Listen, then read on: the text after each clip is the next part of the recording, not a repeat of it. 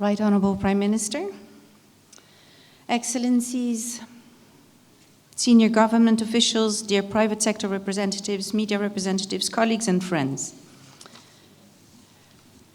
Thank you very much for inviting me to talk to this August Assembly.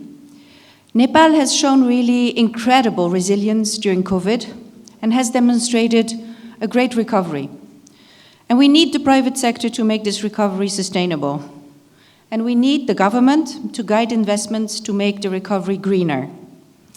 And I hope that the new government will also sign off and push the green, resilient, inclusive development approach that we as the European Union and our member states in Nepal have signed off with so many development partners, and that will provide opportunities for private sector investments and leadership. Being part of this Business Summit is also part of the European Union's Global Gateway strategy. Global Gateway is Europe's way to offer and finance more resilient connections with the world to tackle the most pressing global challenges. Challenges such as fighting climate change, to boost competitiveness and secure global supply chains. In Nepal, we work as Team Europe with France, Finland, and Germany in a flagship initiative on green recovery. We are also joined by the European Investment Bank on government-to-government lending in the energy field, and will soon be complemented by other European development finance institutions to provide private sector guarantees. We have already committed more than 200 million euros in grants for the green recovery efforts in education, nutrition, energy, and sustainable economic value chains in the past 2 years. And this number is growing we're assessing new loans from the European Investment Bank for hydropower. Europe wants to provide positive connections for Nepal, not dependencies. These new relations are also very much needed for our joint efforts in Europe and Nepal's trade. European Union imports from Nepal in 2022 were 94 million euros, although it's up 34% from previous years. And these imports are dominated by textile and textile articles.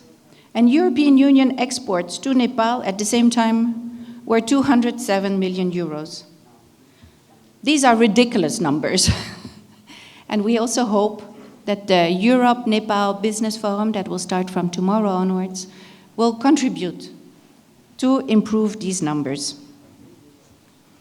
For sustainable graduation from least developed country status, Nepal needs continued support in building human capital, trade negotiation, decent work agenda, and integration into bilateral, regional, and global value change. We support to improve Nepal's government trade negotiation skills so that Nepal can fully benefit from bilateral regional agreements. We also raise awareness, we try to, amongst the policymakers and the private sector at the federal, at the provincial, at the local levels, to formulate mitigation strategies, including on being able to access our next most favorable market through EU generalized systems of preferences plus.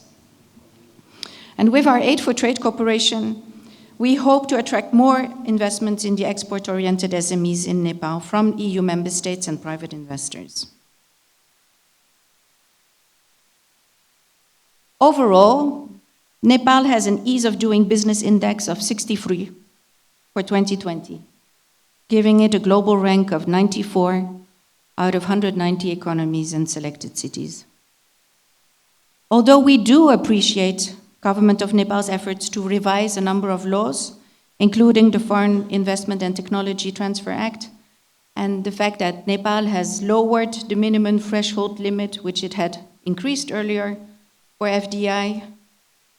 And also, we do appreciate a recent decision about enforcing an automated system for foreign direct investment, intending to facilitate foreign investors.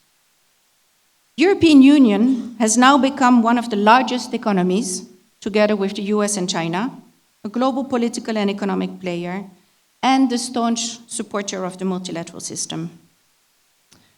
The growing complexity and globalization of supply chains renders it increasingly important to promote the application of high human rights and sustainability standards in EU countries and around the world.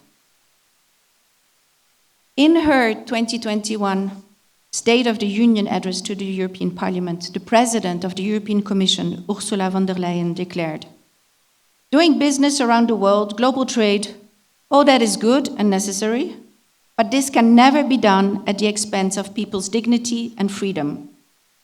Human rights are not for sale at any price."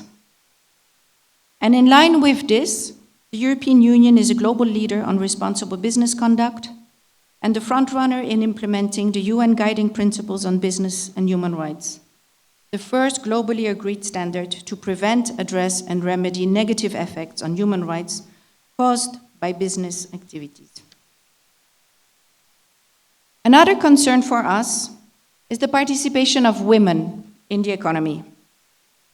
As long as only 1/4 of women participate in the labor force, or even worse, work in the informal sector, Nepal will miss many opportunities to make the graduation sustainable, make full use of its economic value chains, and provide equal opportunities as per the Constitution. I thank you for your attention.